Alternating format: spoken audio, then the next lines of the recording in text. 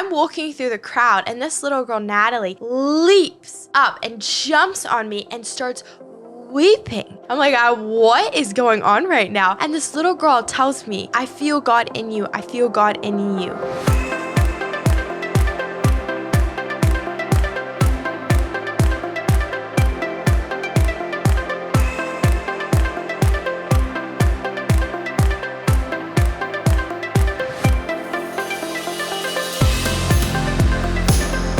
Welcome back to the A Little More Courage podcast. We're so stoked to have you here. I'm Riley. And I'm Jack. Okay, so our podcast is she's like a little baby. And as she's growing, there's two things that can help her grow. And one is share the podcast. If you listen to a podcast and maybe it makes you think of a friend, share it with them.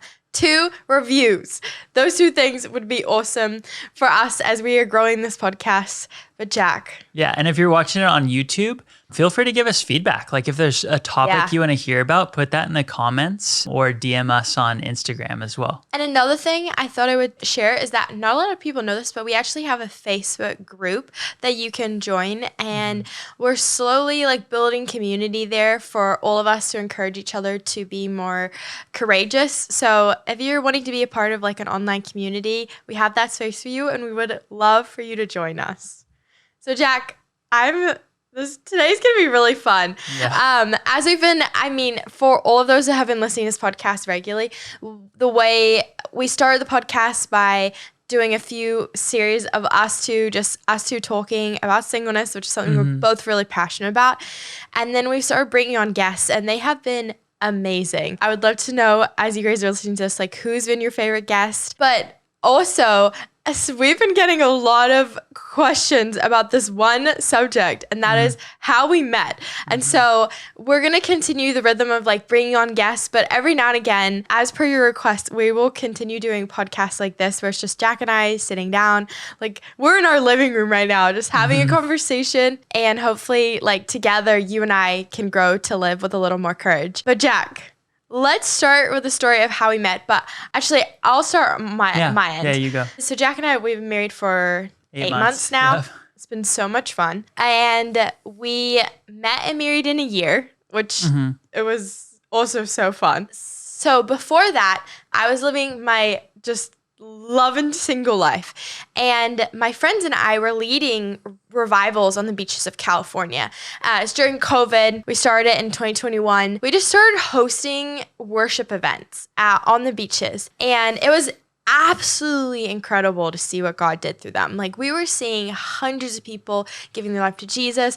People would give their life to Jesus, get delivered, get healed, then get baptized all in one night. And it was just a bunch of us friends just being man, churches aren't open because of COVID, but we could meet on the beach, and we just wanted to host somewhere where the presence of God could just come. And we had people driving all across from different states for these events, and it was just such an honor to see what God was doing in them. But this one particular night, it was crazy. So this lady comes up to me and tells me, tonight is going to be really important for your husband. And I'm thinking, okay, oh, sure. I kind of bookmarked it, but I'm in ministry mode. I'm running around, praying for people. I'm just in the zone. So I just put it in the back of my mind. And she was like, this is going to be really important for your love story tonight. And I was like, okay, cool, sure. But I just was just so in the zone that I didn't really focus on what she was saying to me. I thanked her.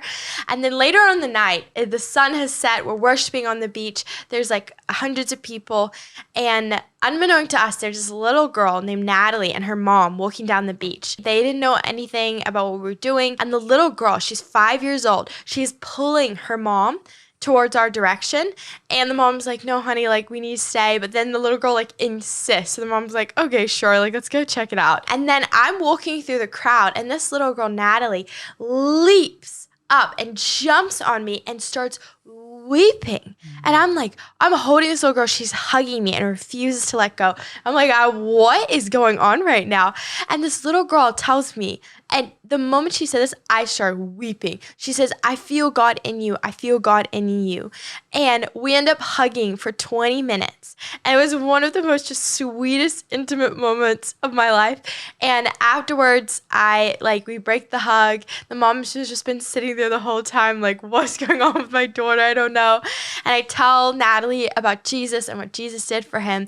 And even though she's so little, like, you could just see her eyes widening and her smile. Like, she could, like, understand, like, there's something going on right now. And, like, my heart and my spirit understands, like, who Jesus is. She gives her life to Jesus, is, like, now, like, a little evangelist in her kindergarten. And somebody took a photo of that moment.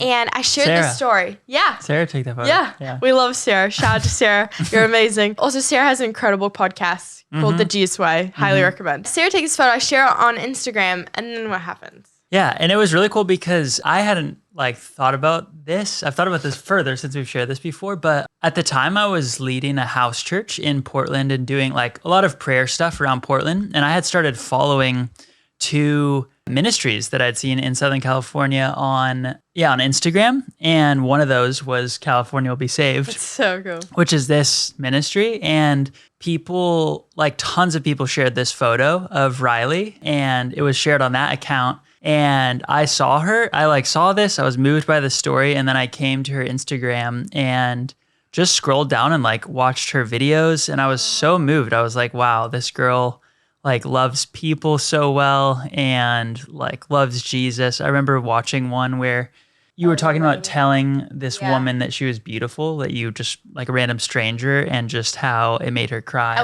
No one had ever told her she was beautiful her entire life. And this lady's 50 years old. Yeah. And I remember just being so moved by that. And I followed her and I was like, I think, I can't for sure say that this is what I did, but I think that I prayed and I said, God, I would love to meet this girl. But either way, I remember when I followed her and I for sure thought, I hope that I get to meet this girl at some point. And so, Jack, before we ended up meeting, which wasn't until 6 months after this night, what did your life look like? Yeah, so it was very focused on this ministry house. I was living with 6 other guys. We were running a weekly kind of young adults house church where we do worship, teaching, and a meal.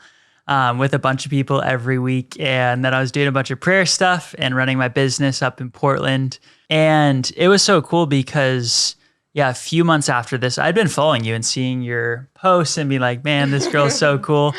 And then it was literally 6 months later, my friend Michael calls me up one day and he's like, hey, I don't know where you're at, as far as openness to dating right now, but me and my girlfriend at the time, Tati, have this super good friend, Riley. She's amazing. She loves Jesus and prayer, and she travels all over and is super adventurous. And I feel like you guys would get along super well. And so he was like, I'd love to just set you guys up if you're open to it, and sent me her number. And didn't they send you a photo? Yeah. Because I remember I was with Tati at the time.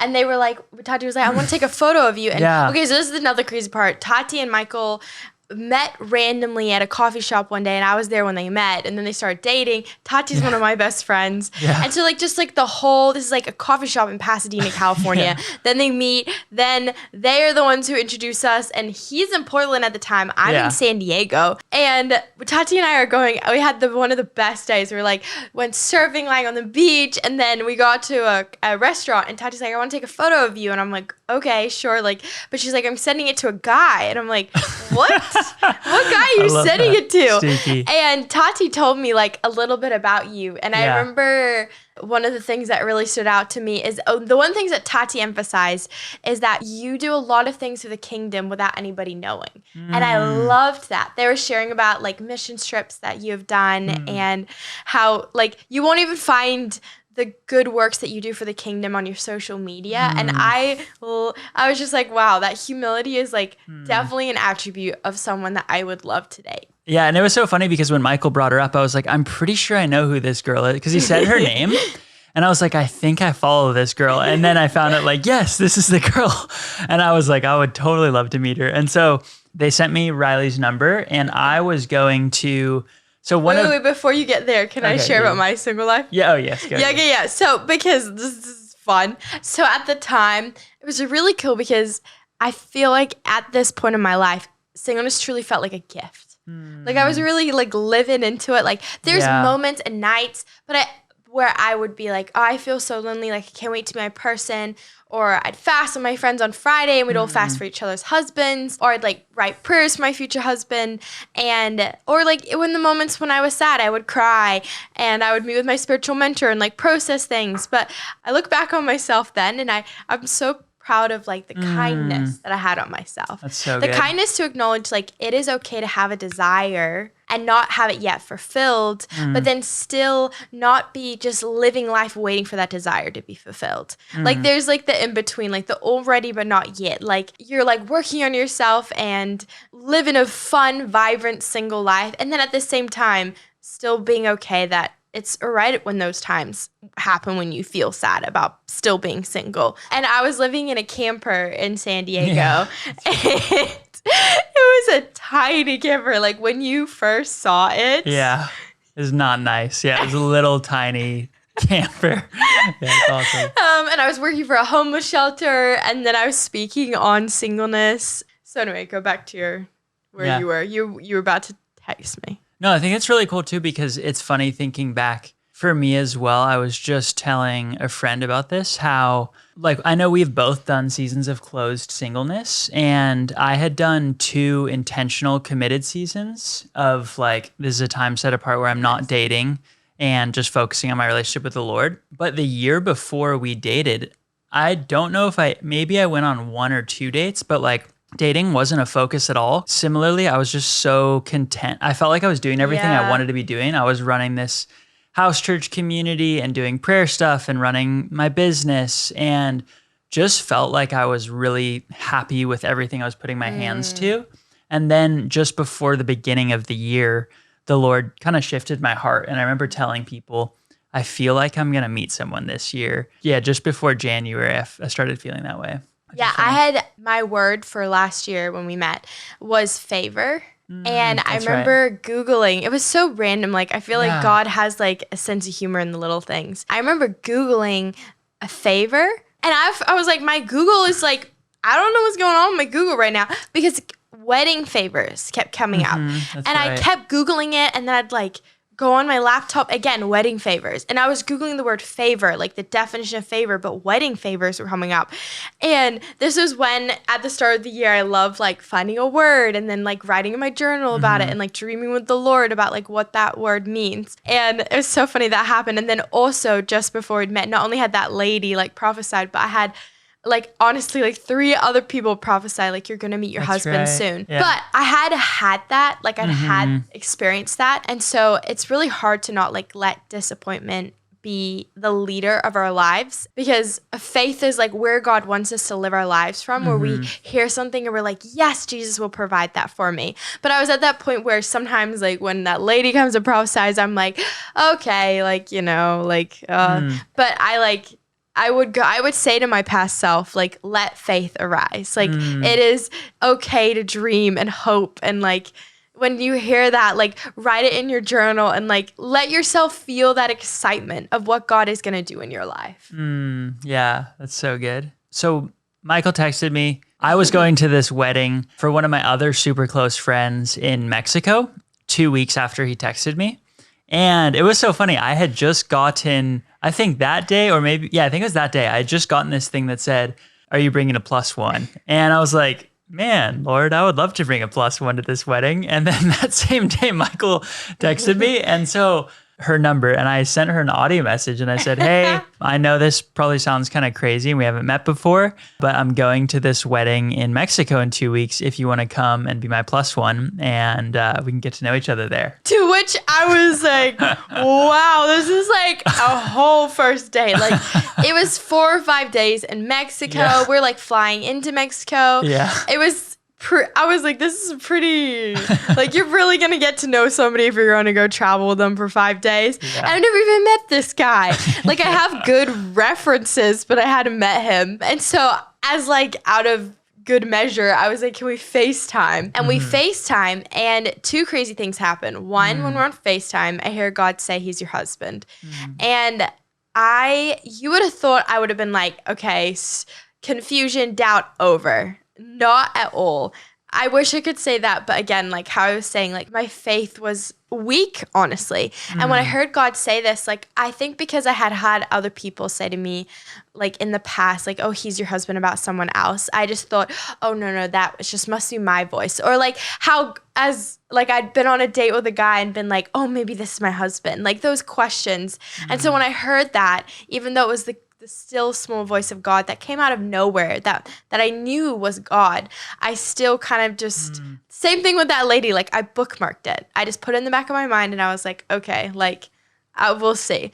And then the other crazy thing is at that exact moment, my mom was in her office and fell down to her knees and started interceding because she didn't really know what was going on, but she just had this feeling that something really important, especially due to my love story, was happening for me right then at the exact moment. And we FaceTime like on a Tuesday at lunchtime or something. Random. Like it was kind of random time. Yeah. And I like went to my car and FaceTimed him. Yeah. And I remember when we FaceTimed, I was like, wow, this man is so kind. And you asked really good questions. It was like really, it was pretty easy. Like you're nervous on a FaceTime, but it was pretty easy to talk to you. So we ended up FaceTiming like a few times. Yeah, twice, I think. And then I talked to my mom and dad and I was like, okay, mom and dad, like this guy, like he seems really sweet. I FaceTimed him, he invited me on a date, like in Mexico. I was like kind of like processing, and you think parents would be like, oh no, honey, like stay home, blah, blah. My parents were like, do it, like send it. My mom's like, what's the worst thing that can happen? It'll be an adventure, or it could be somebody you end up dating. I'm like, okay, mom, like I thought you were gonna be like, oh, are you sure? Like, but if you meet my parents, it kind of makes sense. They're so much fun. So we go and we meet for the very first time at LAX. LAX. Yeah. So romantic. And right before we met, I had parked my car with one of his friends. That's right. Because you flew from Portland to LAX. Yep. Yeah. I flew down. And so we were meeting. And I parked with one of his friends, and his friends, Sammy and Ryan, I love them. Sammy goes to me, oh, I'm going to be sharing about this story on your wedding. And I'm like, okay. I was so nervous all day. I could barely eat. Like I was like nervous peeing. And then I'm like, oh my goodness, so much pressure. Yeah. Yeah. And then so we met at LAX, and then our flight got delayed by 12 immediately. Like we meet and pretty much like 1 minute later, and we're both kind of nervous. Like she doesn't know anyone. It's all my close friends that are there at the airport with us. And then our flight is delayed 12 hours. And so we have to go and stay the night. And our flight was at like 9 p.m. it was at 9 p.m. So we have to go and stay the night at Sammy and Ryan's house. Yeah, at Sammy and Ryan's. And the funny thing is I had checked in my bag, but I had PJs in my backpack just in case. We show up at Sammy and Ryan's house, and I'm sleeping on the couch. You're on a blow-up mattress. Yeah. And the only thing I had in my backpack was these spicy Victoria's Secret PJs. And I'm like, got changed in the bathroom. I'm like, how am I going to get I'm trying to be like, modest and polite, blah, blah. I sprint to the couch and I like dive under the pull the blanket up. I'm like, good night. Yeah, so that was our first night. And then we got on the plane the next morning. And it was funny because I was even like, we weren't seated next to each other. And I was kind of afraid to like come and sit back and I was at the far back. Yeah, you were at the very back. But then I right before the flight took off, I came back and sat next to her. No, you sat next to me. Didn't you sit next to me with two seats in between? With one seat in between. One seat in between. I'm keeping that Bible distance. So that we could talk, yeah. And then we just had such an amazing, our very first conversation, we talked for 4 hours straight on this plane flight and literally went through pretty much everything in this first conversation. Yeah, I was like, do you tithe? Have you had sex? What do you believe in the roles of marriage? Do you have a heart for missions? Do you like traveling? Yeah. I was like, I don't mess around. Yeah. But yeah, I remember really feeling the Lord in that conversation. And I think we were both in tears. Yeah, we both did. Yeah. Over we were talking about generosity. Yeah, and giving above and beyond even when it doesn't make sense. And Yeah, and then we got there, and I felt like a lot of the weekend was this. We kept having these conversations that were just so amazing. Like we would talk so deeply about how the Lord was moving in our lives. And then I remember it was also just so amazing. I was so amazed at Riley's ability to love everyone, like all these people that she had never met. That was actually the thing that most amazed by was just how well she loved every single person that she talked to. And she's extremely social, and she does so well in an environment with like a bunch of random strangers. And yeah, so it's just so cool to have this weekend. And for me, get to ask all my close friends, like, hey, what do you think of her? And everyone loved her. Yeah, it was just an awesome time. Yeah, and it was so fun meeting all of your friends. And I feel like this is just a good measurement to take into dating is like, what is the person that you're thinking about dating or dating's friends like? And Jack has amazing friends. Like they're such high quality. They love the Lord and they love him. Like one of his friends said, like in a situation when I don't know what to do, I ask, what would Jack do? I'm like, okay, that's your measurement of wisdom. Like that's a really good thing. But this whole weekend, poor Jack, I am so confused. Yeah, it was tough. Like, I kid you not, maybe every 5 minutes I was changing my mind. It's like the Shrek, like, I love him, I love him not, like, taking the pedals. Like, I did not know because he was so different than, like, past guys I had dated. I wasn't sure if we had chemistry. Like, I was also in this just incredibly overwhelming situation where I'm, like, in another country meeting all of his friends and, like, it was just a lot. And so I was just like, I'm so into this. No, I'm not. I'd be like flirty and like touch his shoulder. And then I'd be like literally blocked off, close, cross my arms, body language. And I'm very relationally aware. So I was like, I could He's so good at reading sense people. that all of this was happening. I'm like, okay, we're going good. And then it's like, no, we're not going good. Like we're not in right now. Yeah, which was interesting for sure. But I knew throughout that weekend, I was like, yeah, this girl's amazing. Oh, you should tell about the moment when we had dinner. Yeah, this was a really interesting moment. We had this dinner. I mean, this wedding was still like probably the most amazing wedding I've ever been to. And everything was incredible. All my close friends were there. It was movie worthy. Yeah, seriously. Riley was there and we're sitting next to each other at dinner. We've only known each other for like 3 days at this point. And it's like under this tent with hundreds of flowers lit by like floating candles. Yeah, hundreds of floating candles. We're like on our third course. It's like amazing it was food. Unbelievable. I've never experienced new bands anything like that. Coming on every hour. And I just had this moment. It was so interesting where I felt like I could die and I would be satisfied with life. Like that sounds crazy, but we sit down to dinner.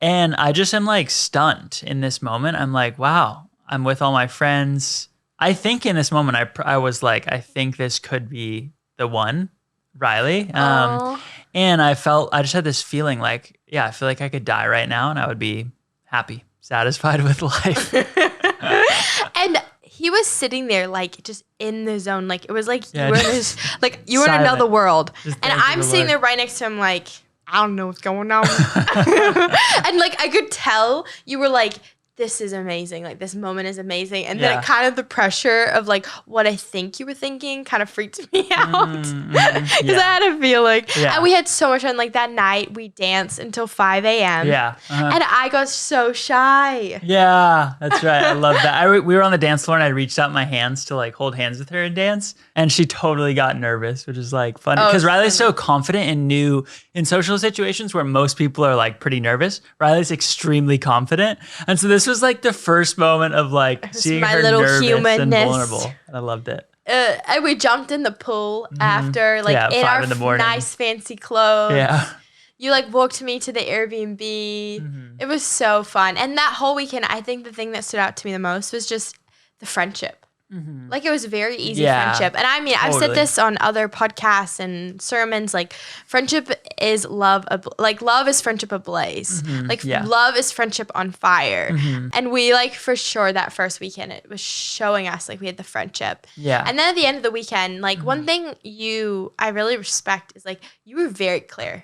Dating you was just like, you know how like they say like clarity is kindness. Like Jack was kind to me.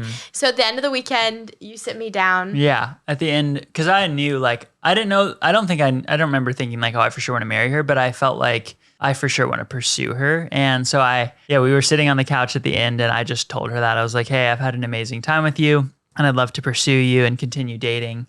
Yeah, and just kind of like shared my expectations. And then she was like, I've also had an amazing time. I want to take a couple days to pray and think about this and then get back to you. So I was like, okay, that's great. Yeah, but you You were crying. No, I wasn't crying. You were getting teary-eyed because you were talking about how like amazing you thought I was. Yeah, I was affirming her. And again, I was like, pressure. Even though it wasn't pressure, it was like clarity, but it was just like, I was just overwhelmed. Yeah.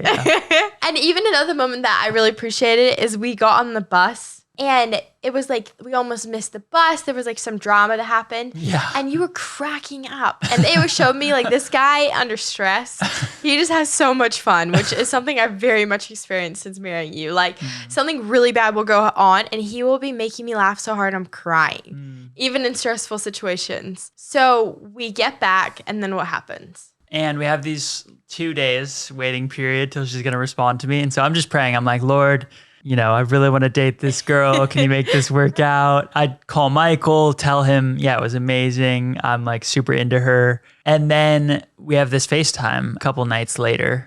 Yeah, I FaceTime you. And I say, I just want to be friends. Yeah. Friend zone. After Can I you met hear the the love silence? of my life. The silence was loud. Yeah, and she said that and I was kind of stunned on this call. And so then I was respectful. I was like, okay, like, thanks so much I had an amazing time with you. Thanks for coming with me on this weekend. And then we end the call shortly after that. She was like, nice, but still rejected me. And after that call ended, I did feel like kind of heartbroken. And I'm like, struggling to sleep that night. The next day I'm like, man, I don't know if this is right. I'm going to call my buddy Michael and talk to him because I just really feel like should be more with this girl. Like, I feel like this can't be the end. So I talked to him and I'm like, I think I'm just going to call her back. I think what happened is I came on strong, freaked her out. I know she's a 7 on the Enneagram. 7's like freedom and commitment can be harder. And so the very next night I FaceTime her again and she doesn't answer, but then she calls me back like within an hour. I'm like, yes. And we just catch up for like an hour. Like we hadn't just had this conversation yesterday where she friend zoned me. Basically, I say, hey, I think I came on strong and maybe freaked you out a little bit. I'd love to just like continue slowly, go slow and just keep talking. And she's like, yeah, that sounds great. You're right. I was kind of freaked out. I did like have a great time with you. And so we can just keep talking and figure this out. And then she has me pray at the end of it. And then a day later, I sent you a text saying, hey, actually, I just want to be your friend. So we left you on quite a hook there because we want to do a 2-part series. So join us next week as we find out how do we get from there to where we are today.